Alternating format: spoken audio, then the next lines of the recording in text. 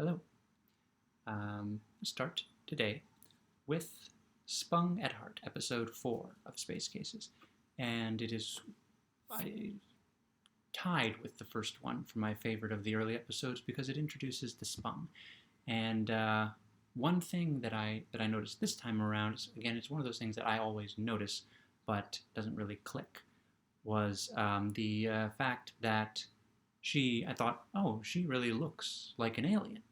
And which of course she does. She's all heavily made up in to look like a lizard creature, but that I've thought before this time led to the thought, oh well, the others, they basically look like humans with slight tweaks. Like Rosie is human but pink, Bova is human but he's got a horseshoe on his head.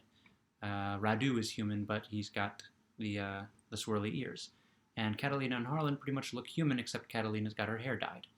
And so it was the realizing they made the heroes that we're supposed to identify with as kids watching Nickelodeon in the 90s look like us, like humans, except a little bit different. But the Spung were supposed to be both scary and also the window into accepting looking different. And that comes in the form of Harlan is biased against Radu because he hates all Andromedans, and Radu is an Andromedan. Radu is because Elmira, when she comes aboard the ship, she in the beginning of the episode, her tiny little ship, she issues a distress signal. They pick her up. She comes aboard, and we find out she is a Spung. We find out that Radu does not like Spung, and we find out why. We find out not the whole history of the war, but the basic history of the war. The Spung enslaved the Andromedans and used them to fight the humans, which is why the humans were killed by Andromedans and why Harlan, a human, doesn't like Andromedans. His father was killed by one. And but Harlan does not have as much against the Spung. When the Spung girl comes aboard the ship, Radu the Andromedan, very against it. Harlan, she was in distress. We had to save her. The fantasy star dog in his head, coming to the rescue of someone in need, and he doesn't register that it's the same sort of feeling Radu has for her, the same sort of feelings that he has for Radu. She later explains it to Radu that it's the same sort of thing. It's fear that Harlan is afraid that Radu proves everything he believes about Andromedans wrong, and Radu is afraid that Elmira, proves everything that he knows about Spung is wrong. So it's a great episode for all sorts of reasons, especially that. And I love the Spung. There are really only two Spung characters of any consequence, and one is Elmira, played by Katie McKinnon, I think is the name, and I think Warlord Shank is her father. Yes, her father. Warlord Shank is played by George Takei. And this was my first exposure to George Takei, and it's a very good one. My first exposure to Mark Hamill was Star Wars before I saw Space Cases. Star Wars is probably why I loved Space Cases so much. My first exposure to George Takei and all of Star Trek was Space Cases, which is, as I believe Walter Jones, who plays Harlan, once put it, Space Cases, or Star Trek. Space Cases is Star Trek for kids.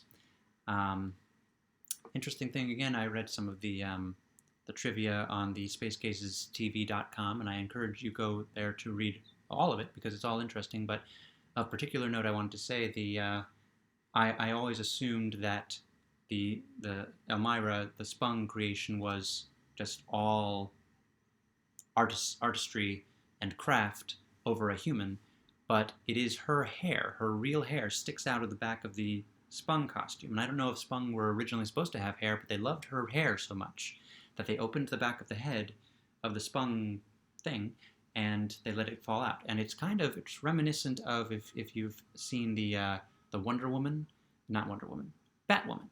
the Batwoman show, and probably any Batwoman thing where her hair comes out of the back of her helmet, which for strategic purposes is ridiculous. But in the Ruby Rose show, they explained it as she doesn't want to be mistaken for Batman, so they gave her a big red mane. It's not actually even Ruby Rose's hair in this case. It's not the actor's hair because she's got a very close haircut in the show, but she didn't want to be mistaken for Batman.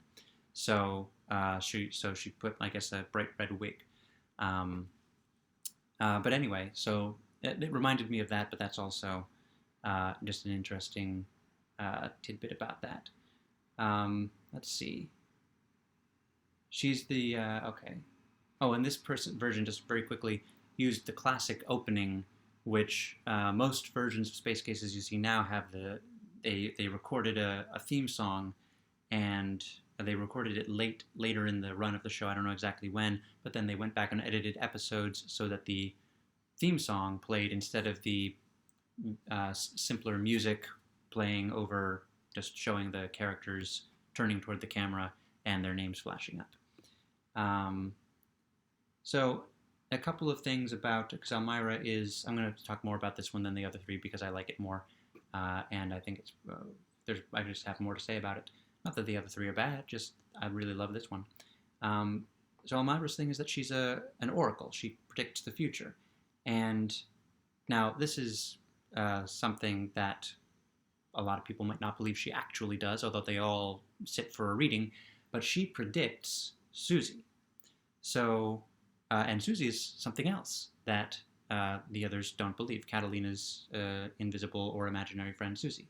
So I wrote down, is the fact that Elmira predicts Susie and then Elmira's predictions start coming true, should that serve as proof of Susie? But then on the other hand, you have Davenport's very clever lesson that she gives to the kids when she makes the prediction that Elmira made about her come true by recording herself moaning and playing it on every wall of the Krista, which, you know, is the other thing. Sometimes the predictions come true, but it's just by accident, or in her case, she heard her fortune told, and then she made it happen as a way of taking control of her life. Now, in the prediction for Susie is no one sees who's coming here. Catalina disappears, and she gets, I think, zapped by Bova, and Catalina's body supposedly becomes Susie, and don't know if that's, again, these are very, did they really happen the way they seem to have happened, or was she just knocked a little loopy and she started insisting she was Susie? Because she's very giggly when she turns into Susie, and that does not go, and we wouldn't know this watching it in real time, but since I have seen season 2 and I have met Susie, it doesn't, the Rebecca Herbst, I think, is the actor who plays Susie, and her kind of punkish Susie, independent spirit, tough as nails, doesn't really, maybe not as nails, but she's pretty tough, doesn't really go with the giggly persona, which makes much more sense coming out of Jewel's State. Let's see. And let's see, the Spung Kill Cruiser looks like a manta ray. I wrote that down. They make a point of saying that the Spung devalue their females, and so a way of saying the society is rotten, but this individual is fine. She's great. We like her. She attacks in her little cruiser. She attacks and this is, again, looks like video game graphics, but it was cool for me when I was 10 and 11 or 9, however old I was, in 1995, 1996, 1997. You'd think I'd know. And it looked cool for me at the time. And I had seen Star Wars. But Star Wars had a bigger budget. And I think I appreciated that back then. I appreciated that if it's a movie, it's going to look great. If it's a TV show, cut it a little slack. And that is still the rule. And just one last thing for Spung at Heart is that at the end, their ultimate fate is that in order to escape the Spung, they have to fly through the White Circle again, and they end up back where they started, and this is episode 4, and so they all seem pretty devastated, but if the trip was going to be 7 years, and they've maybe been on the Crystal for a week, how much time have they really lost? They seem disproportionately devastated, is what I'm saying, but I wasn't there, and I've never experienced such a thing, so I love the Spung, I love that introduction. I wish that there had been more Elmira and Warlord Shank. They both make future appearances, but not enough for my taste necessarily. The next one, Forever Young. This is the one in which there is a space probe that has the minds of, I guess, 9 scientists fighting for control of the probe. Not fighting amongst, but it's a strange thing. They escaped their planet.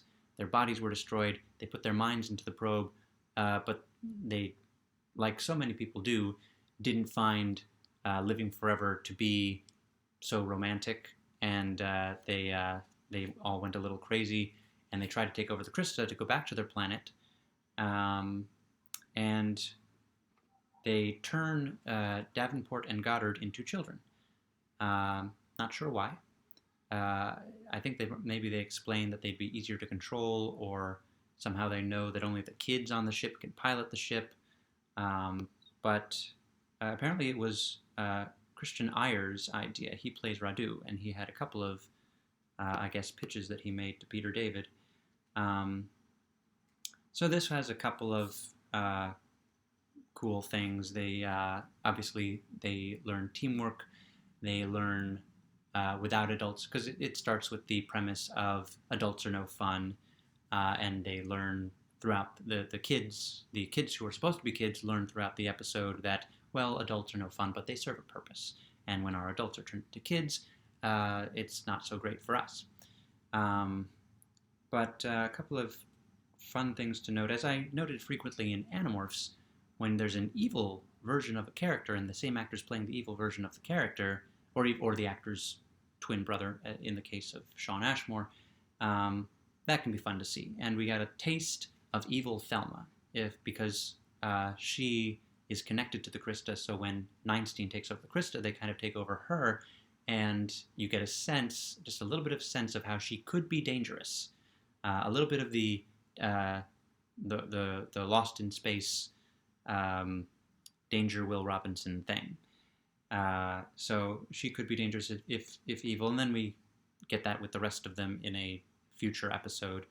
But Evil Thelma was good, and Bova was my favorite character when I was a kid because he seemed like the coolest. He had that horn from which he would zap, and I think I made one of those for myself and stuck it to my head.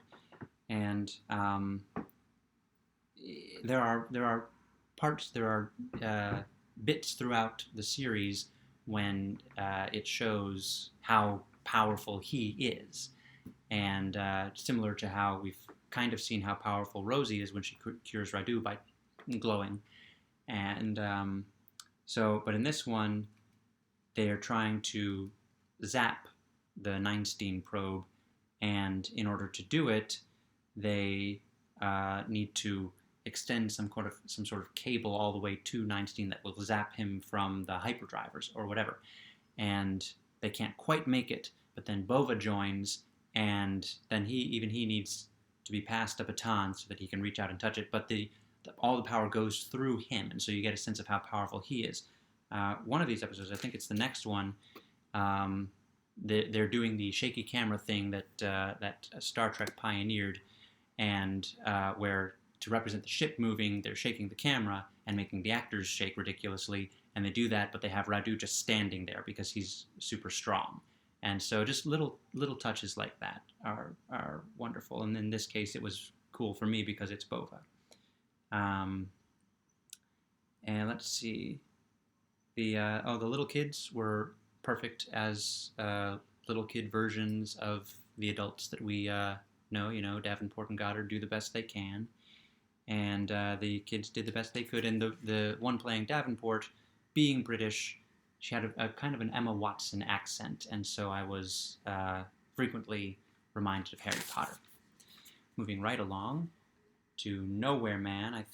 Maybe this is the the next one is the one where Radu was like a rock. So Nowhere Man is a Harlan story where he's kind of a showboat character. He likes to be the center of attention and be the hero, and so the way to teach him a lesson narratively is to make him invisible, and that's what they do. He becomes invisible, and he's the only, and one of the ship's control panels becomes invisible, and he's the only one who can see it, and therefore the only one knows the ship is in danger, but he can't communicate it, except toward the end, he realizes that Radu, with the swirly ears and the super hearing, who he doesn't really like, is able to hear him when he shouts really loudly right in Radu's ear. And I don't know how what that was like for Christian Iyer on set when they were filming, but it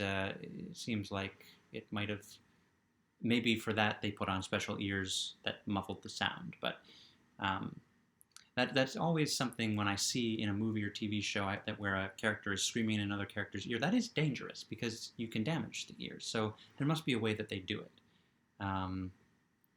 Anyway, let's see. In this one, we find out that, well, it's a all kids are mean kind of episode.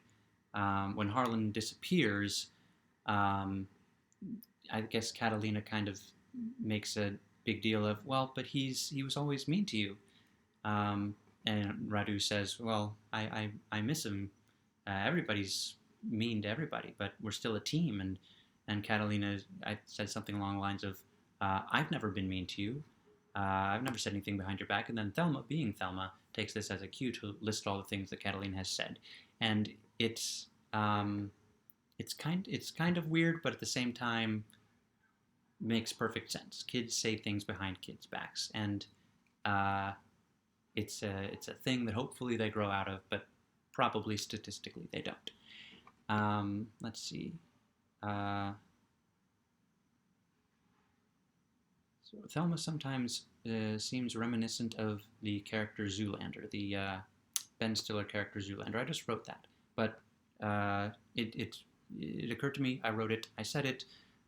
Anyone who hasn't seen Space Cases but has seen Zoolander, now you have a sense of what Thelma's like. Taking things literally. She's that character. She's the. It's a little bit Spock too. It's not understanding human intonation and how that changes the meaning of things. Everything is literal. I wrote down characters who can walk through walls, never fall through floors. That's just a thing. It's just a thing that happens in these movies. It doesn't quite make sense, but if they fell through the floors, in a spaceship, they'd never stop falling. So it's fine. Or they don't float through ceilings either. It just they are subject to gravity, even artificial gravity on a spaceship, and they are solid enough not to fall through the floors. And I guess that the peril in the ship is that the Krista is overheating and only Harlan can see it. I wrote down, when you can only talk to yourself, sometimes you come to the right answers. And it's, Harlan has to be introspective because he's used to, again, being the center of attention, being not the class clown necessarily, but just someone who's always, look at me, look at me, look at me. And when no one will look at him, that's another way that a character like that learns lessons and grows as a person. Susie, he's compared to Susie, or comparable to Susie. And here's where I started wondering if I'm right that the Krista is supposed to be some kind of bird. And I wrote down the Krista is a fish. It looks more like a fish because it's got a dorsal fin. And then in the later episode, I'm looking at it and I thought, well, maybe it's like a flying fish. And then my last conclusion was maybe it's supposed to be a dragon, or a dragon-like creature from the Lumanian, I think is the name of the aliens that made it. Or since it's connected to Earth by its name, Krista, perhaps they visited Earth, they liked the legends, and they built a spaceship that looks like a dragon. I don't know. But anyway, the last episode,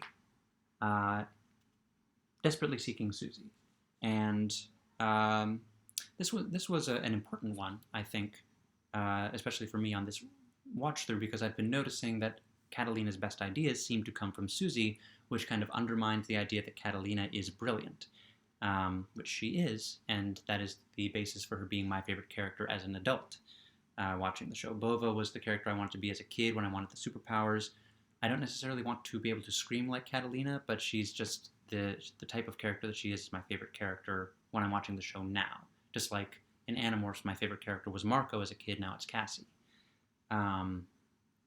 So the idea of the episode is that Susie disconnects from Catalina, and she's got to start solving things completely on her own, which she was probably capable of all along, but she had Susie as a crutch, and so it's Catalina losing her crutch. It's kind of like Harlan losing the ability to be seen.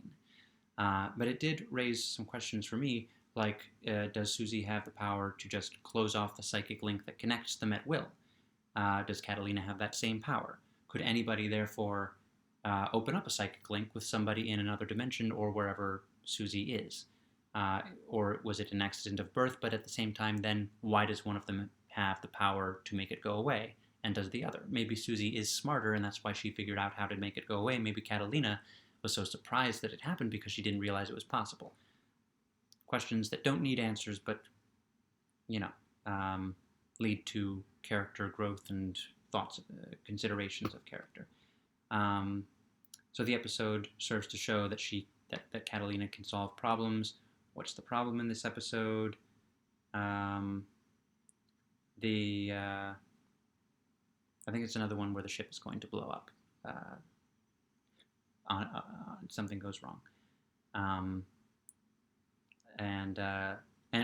What goes wrong is something goes slightly wrong, and then Catalina, not being able to figure it out right away on herself, just gets reckless, and she does something to make it even more wrong, and then she corrects it, in part by screaming, but also disagreeing with Susie. Susie comes back in the nick of time to say, no, you should do this, and Catalina says, no, I'm pretty sure we should do this, and she has an argument seemingly with herself, and ultimately goes with what she herself thinks about connecting two wires. Bova zaps the wires, and the